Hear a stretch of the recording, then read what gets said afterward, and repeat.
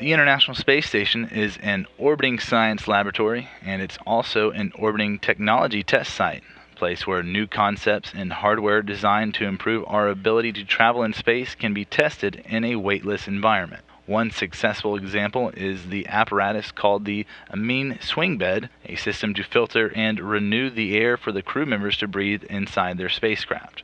Recently, my colleague Pat Ryan had a chance to talk with the Amine Swing Bed principal investigator, Dr. Jeffrey Swetterlich, of the Crew and Thermal Systems Division here at NASA Johnson Space Center, and asked how this system works to clean the air on the station.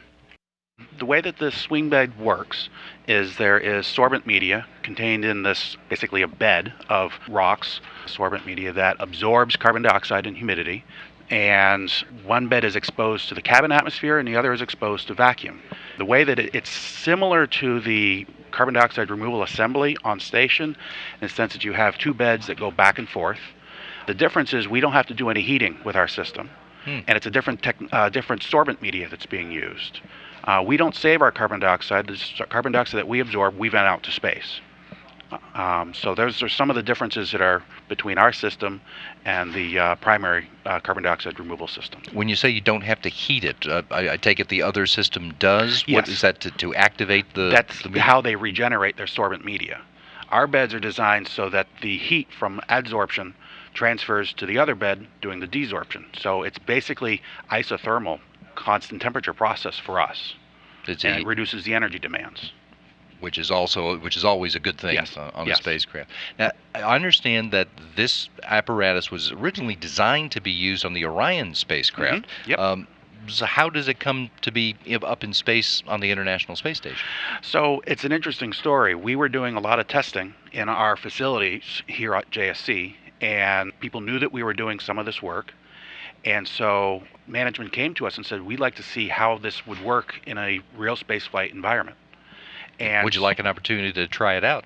Make sure it really exactly. works? So we've done a lot of ground testing. We even did some testing with some humans back in the 2008 timeframe. But then we started saying, okay, how are we going to get this on orbit? Because there are different demands for running this type of equipment on space station than you would in Orion.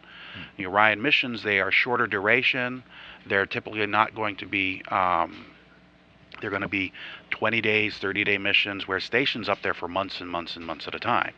And so the main thing is you want to make sure you save your resources as you go over and over, rather than venting continuously, which is what Orion will be doing. So we had to add additional hardware to see how to reduce our water losses and our air losses, which are less of a concern for a short mission, but are very important to know about for long-term missions on station. So there was additional equipment that we added to the system to make it more compatible to the space station environment.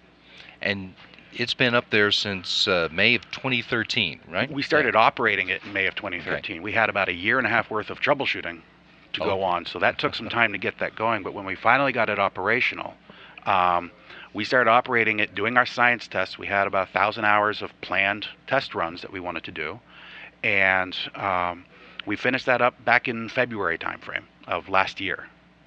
How did it do? Did it work right? It worked very nice. We had a couple of software things that we had to adjust as we were moving along, but what we found was it behaved very similar to how we tested on the ground, which produces a big boost of confidence. Yeah. That the design is good, and that also provides confidence to Orion, because their system is looking very similar to what we do in terms of the carbon dioxide removal function. So it gives them a lot of confidence as well. Hey, we've operated this in a real spacecraft environment. That's good news for the Orion program. Did you learn anything from the actual operation that you can apply back into the Orion version? There was a very unique technical issue that came up. The swing bed, the way that it works is there's basically two beds, as I said earlier, but there's a valve that rotates between bed A and bed B to direct the airflow. Okay. And there was a feature with that valve that we found out during our testing that that could result in an over-rotation. And the problem with that is you could now have a direct path from cabin atmosphere to space vacuum, which would be a bad thing. Yes. So when we learned about this situation, that was information we were able to provide to the Orion program, and they've made some design changes because of that thing that we found out. So version that we have on orbit won't suffer that issue. This was a ground test that we tried out, and the new version is a lot more robust, and so that risk of having a direct path to space vacuum from the cabin isn't going to happen now. Now, you mentioned you completed the testing in February of 2014. What has Emin Swing Bed been doing up there since then? What's it going to keep doing on the station? Correct. We did about 1,000 hours of test planning, and since then we've done more than 1,000 hours of actually providing contingency carbon dioxide removal systems. When they take one of the primary systems down to do some maintenance, they ask us to turn on to help with some of the CO2 and removal functions going on. So basically we are a backup. When there's requests from the flight director or from some of the console operators say we need a little extra CO2 removal, they call us up. And we operate it ourselves, not from the flight control room, but from mission control. And we just push some buttons and away we go. It's a very simple system to operate. It'd be great to see it running in the future spacecraft too. Yes, it will.